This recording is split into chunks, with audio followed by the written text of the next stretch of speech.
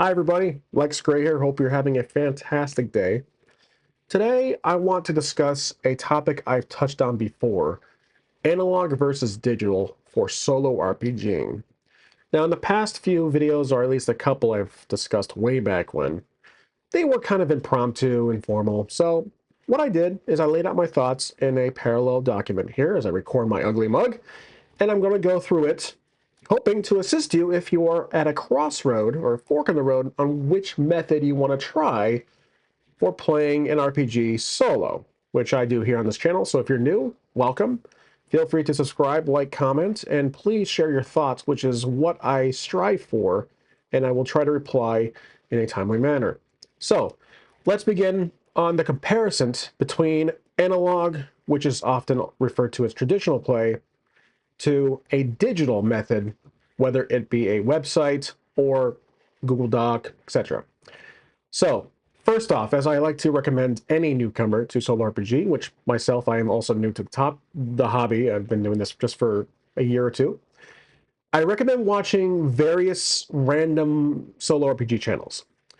That will really give you a sense on which style is most fitting, convenient, or in line with your goal. If you have no idea before you find a YouTube channel for inspiration, perhaps they will provide you the said inspiration.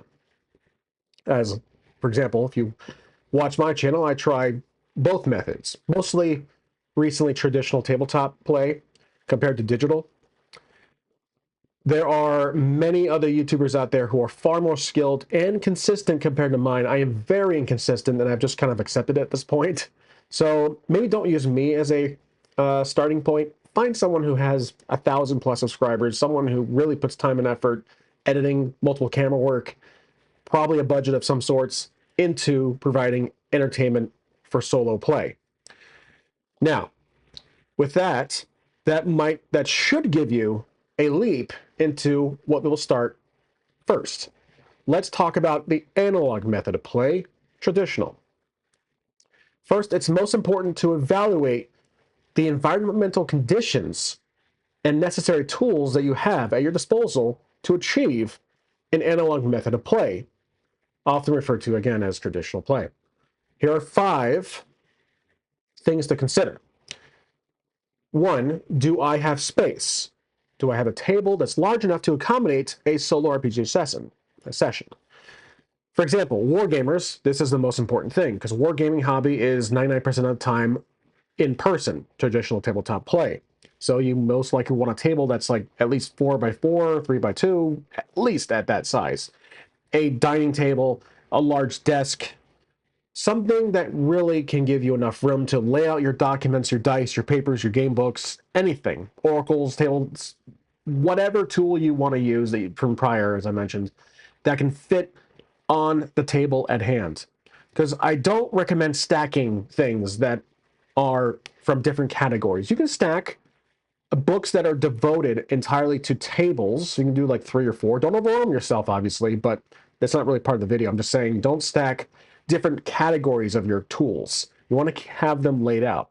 You don't have to be completely organized and perfect, like everything's straight and symmetrical. Just have things accessible from your reach so you don't have to climb over the table and get that item. 2, do I have the funding to commit to various tools like dice, paper, pens, physical game books, etc.? Arguably, the method of traditional play might be pricier depending on what game you choose compared to digital. But that's debatable again because in digital, you would have to buy a game, but that depends on what kind of game you want to play. There are mountains of free games out there, often rules light systems, free games like Karen, for example. But if you want to get the real bigger independent games or D&D itself, you will have to most likely pay $5, $10 exceeding. Older games, it depends. If you use like Noble Knight Games, Drive-Thru RPG, itch.io, any game website, eBay, Amazon that just specializes in practically everything around us, then it depends on the game itself. I think the game is going to be the most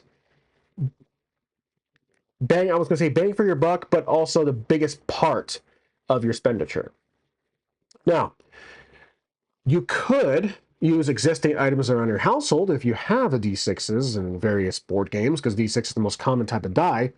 But again, if you go to a local convenience store, a local game store, and find your usual polyhedral dice, then you should be set. Pen and paper, again, that stuff will be the cheapest, depending on if you go to Dollar Tree or Dollar Store, whichever one you have in your area.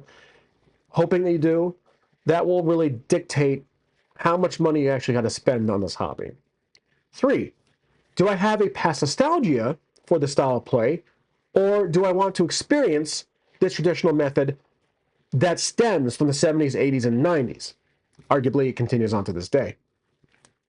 Did you grow up in the 80s playing D&D, Rollmaster, Naharn Master, any Gamma World, any old prior OSR game? So do you have that built-in nostalgia in your mind that you want to re-experience if you're getting back into the hobby, or if you lost a group play and you're looking at solo play as a avenue to get back into the hobby? And that's a different video I want to mention. I made a video talking about kind of really how to get into solo RPGing. It was more of a workshop, so it wasn't exactly as organized as this is, but feel free to navigate through my channel for that content. So again, do you have the nostalgia that you have the nostalgia already in mind to re-experience it? Or, as I'm an example of this second part of number 3, do you want to experience the traditional method of play to gain, or to experience that nostalgia? And I'm so happy I did, to go out, buy all these old OSR, predate OSR games to experience the traditional method of play compared to just being on the screen itself, just digital, which I'm not talking down about digital. I'm just saying, to me, it's been a delight to experience having the actual physical paperwork in front of me, books, tables, dice, rolling it, recording it for you guys. It's been an absolute joy to experience it. And I'd say I have more fun, again, debatable, but for most, at least to my memory, I've had more fun using the traditional method of play. And perhaps that inspires you to try it. Number 4, do I have time to prep, set up, and go through a one-shot or even longer? We don't have access to a TARDIS to try it again, to continue the play. Do you have time personally? Do you have family matters to take care of, work, personal conditions, etc.? We all have different circumstances in our day-to-day lives, and I acknowledge that this hobby can take some time. Not just getting used to, specifically because it is a subcategory of RPGs in general, tabletop RPGs, but do you have the time to devote yourself into playing a session by yourself? And arguably, it may be equal or even longer in time required compared to a session with actual other people, because you're trying to figure out the story yourself and trying to be biased on, or subjective, non-bias on your character, and portraying both the game master, dungeon master, and the player character. That can be very difficult. It's something else I've talked about in my other videos. Okay. Before I move on to 5, also think about what you want to do, what kind of session you want to do. You want to do a one-shot, which is just that night, or it may bleed into the next morning, depending how much time, again, you have. You want to try a short campaign. You want to have a character building experience, but nothing too crazy long, like months perhaps at best. Or a long campaign. You really want to dig into a story following a party, a group of characters, or one character, is up to you, like a lone wolf scenario, which I do often on this channel, that goes a year plus. Again, time is of the essence for a lot of people. So number 5, does my space devoted to this method of play have any pets in the area? I have 2 cats, and this really can kind of push things back, delay things, or mess things up, depending on what kind of cat you have. If you have a very secluded cat that doesn't exactly make him or herself present, you're probably fine. But if you have a very active, friendly cat, which both mine are, well, one's more a little lazier, the other one's younger and more active, then the younger active cat might jump on a table, screw things up, which has happened before on my channel. Not on camera, I think, but at least between recordings. And this really messes things up if you want to keep your table intact everything laid out, because for me, I have to take everything off and put it away before I do a video. So that's why I have a tendency to do one-shots more often compared to my shelved Escobar campaign that's been ongoing for quite some time on digital, because it's conveniently right there. I don't have the convenience to keep my table and all the components on the table itself intact without a cat jumping up and pushing dice off, or playing with, you know, how cats play with caps, bottle caps and pencils, will push the stuff off and like, hey, where the hell's my D20? It's like, it's over there across near the litter box. I don't want that to happen. Now, dogs might be a different story. If your dog can hop over or jumps on the table, paws, knock stuff off, just consider that if pets will be a, it's not, I'm not saying it's bad to have pets. I love having pets. I'm saying that, will your pet, if you have pets, will they be a thing to consider? I don't want to sound harsh about it, but I really want to mention this as the last thing, because it could be, the man's best friend can be part of the experience unintentionally if you let it be. Again, nothing wrong with that, especially if doing one-shots. Your cat might not even bother you. I'm just saying, consider it. Don't let it discourage you from playing RPGs. Well, I was thinking about number 5. I was trying to debate if pets would, mentioning pets as an inconvenience would be discouraging you from stopping this method of style of play. It shouldn't be. It should be more encouraging.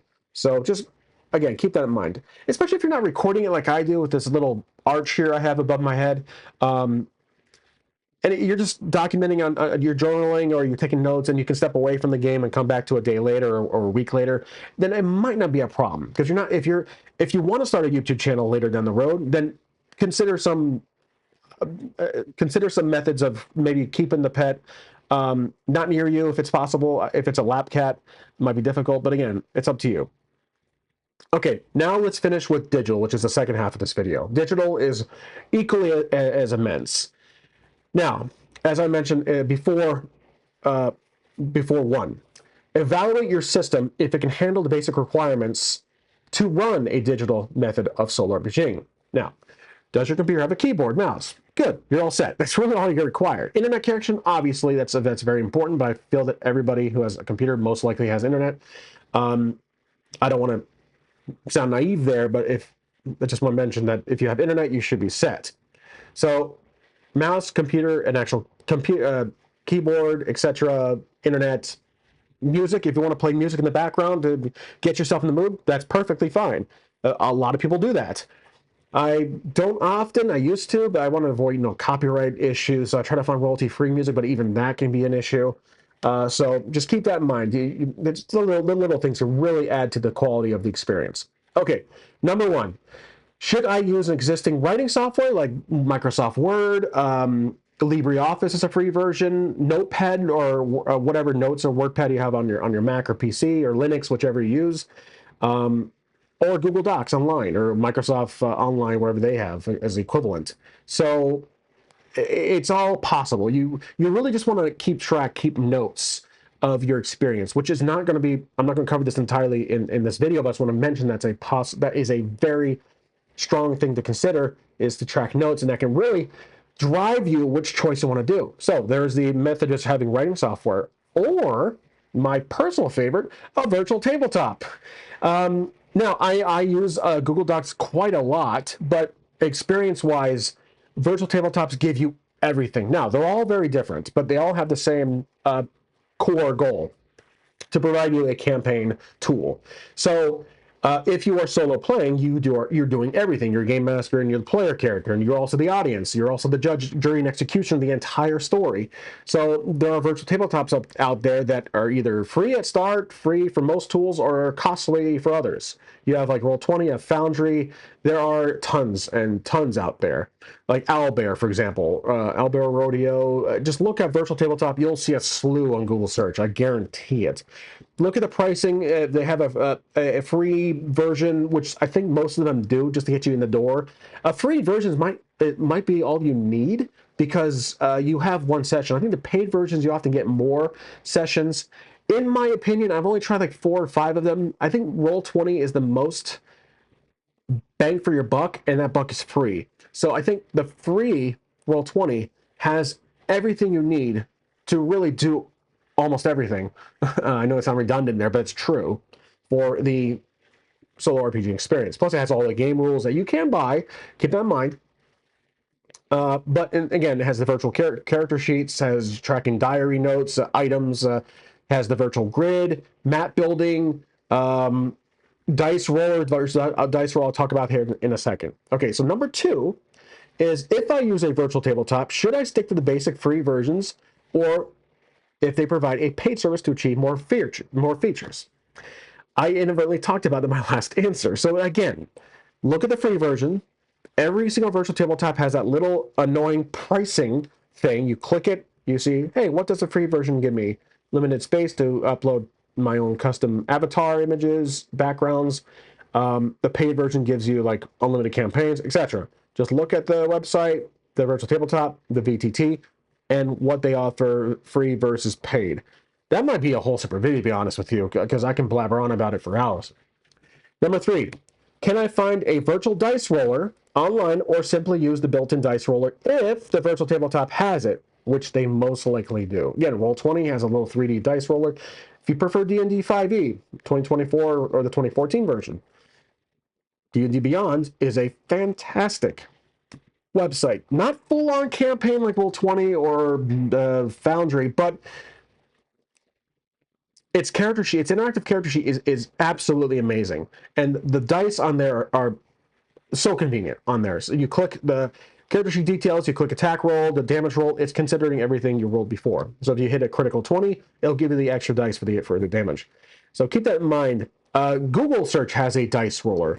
You can just type in dice roller and it comes up in the Google search. There are dice rollers for Mac. If you have Mac OS, you can use I use a dice roller called Mighty Dice in the App Store. There are a slew of digital dice rollers and even web-based ones. So again, you have a lot of options. There are even dice rollers for phones. So you can use your phone, which can be an additional tool that you can use either with your, again, I totally forgot to mention, I should have mentioned it.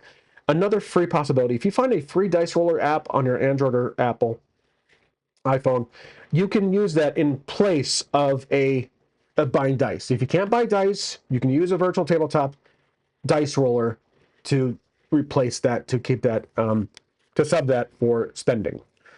Okay, number 4. Where can I find online versions of RPGs, whether free or paid, to use in unison with my choice of digital play? DriveThruRPG, itch.io, Noble Knights Games. None of them are sponsors, by the way. These are all sites I use. I use more itch.io because itch.io is far more community driven. It has a lot of free rules-like systems, one-page RPGs from their yearly jam competitions. It has a lot of accessories, character sheets. DriveThruRPG is the plethora. It's the holy grail, at least in my experience, providing you everything from older systems to new, which Noble Knight Games also achieves in more so in physical print. So DriveThruRPG has the record. It's like the Steam for RPGs, while I think Noble Knight Games has an advantage in providing you physical and even selling your RPG physical books or trade them in. So it's like a bookstore you can do online. So consider that. Are you going to use what games you want to play? You want to play a very complicated, crunchy rules game, or you want to play a one-page RPG that has basically almost no rules? It's up to you. Like Fate, for example, has some rules, but mostly narrative. I do recommend Fate Core, by the way. So keep that in mind. And if these virtual tabletops, these VTTs, some of them do have a large list of sponsored, accessible rules. They may cost you, again, it depends on how you want to pursue that, but it's going to be in there. You don't own it. That's a big debate with the whole, you're really just renting it at that point. You're not owning it. You're paying it to license it, to use it. That's a different story. But keep that in mind if you do want to purchase a digital RPG copy within that virtual tabletop, or if you prefer to have it in a different window, if you buy it from DriveThruRPG, which is going to be, I trust it more in the DriveThruRPG website library compared to Roll20, etc. Now, number 5, the final for digital. Will the website or method I use have access to character sheets of the chosen game? Since some game makers may provide PDFs that can be filled out, simply the virtual tabletop has the character sheet built in. Again, Roll20 is notorious for this. So is virtual tabletop, or so is Foundry. Basically, Roll20 I think is the best in the virtual tabletops character sheet method. Access to character sheets. They actually have character sheet builder, which they're slowly adding more and more games, like a lot of free league games, for example.